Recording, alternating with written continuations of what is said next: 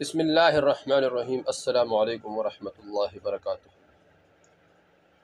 دوستو، آج کا جو ویڈیو ہے یہ سنت کے بارے میں، وضو کے سنت۔ اس سے پہلے ویڈیو جو ہم نے بنایا ہے اس میں وضو کے فرائض ذکر کیے تھے، اور اس میں وضو کے سنت ذکر کریں گے انشاءاللہ۔ سنت کیا ہے؟ سنت وہ عمل ہے جس پر رسول اللہ صلی اللہ علیہ وسلم نے ہمیشگی اختیار کی ہے، مگر کبھی کبھی ایک دو دفعہ اسے چھوڑا بھی ہو۔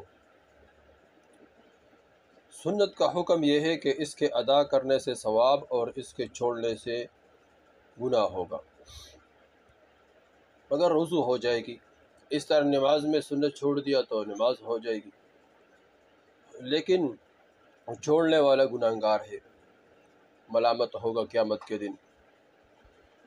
تو سنت، من احب سنتی فقط احبنی ومن احبنی وکان معی فی الجنہ۔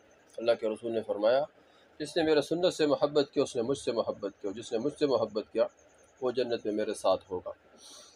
تو یہ وضو کے سنت بتائیں گے، یہ 13 سنت ہے۔ جس نے حضور صلی اللہ علیہ وسلم کے وضو کے اندر یہ 13 سنتیں زندہ کیا تو ہر سنت کے بدلے 100 شہیدوں کا اجر ہے۔ 100 شہید کے بارے میں اللہ جل شانہ فرمایا، لا تقولوا لمن يقتل في سبيل الله اموات بل احیاء ولکن لا تشعرون۔ تم شہید کو مردہ نہ کہو، تو اللہ جل شانہ فرماتے وہ زندہ ہے لیکن تم نہیں جانتے ہو۔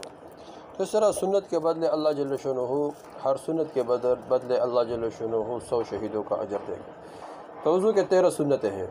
نمبر 1 نیت کرنا، نمبر 2 بسم اللہ پڑھنا، نمبر 3 بار دونوں ہاتھ گٹوں سمیت دھونا، نمبر 4 مسواک کرنا، نمبر 5 3 بار کلی کرنا، نمبر 6 3 بار ناک میں پانی ڈالنا، نمبر 7 داڑھی کا خلال کرنا، اور نمبر 8 ہاتھ پاؤں کی انگلیوں کا خلال کرنا، 9 ہر عضو کو 3 بار دھونا، نمبر 10 ایک دفعہ سارے سر کا مسح کرنا، یعنی بھیگا ہوا ہاتھ سارے سر پر پھیرنا، 11 دونوں کانوں کا مسح کرنا، اور اس طرح 12 ترتیب سے وضو کرنا، 13 پے در پہ وضو کرنا کہ ایک عضو خشک نہ ہو کہ دوسرا عضو دھل جائے۔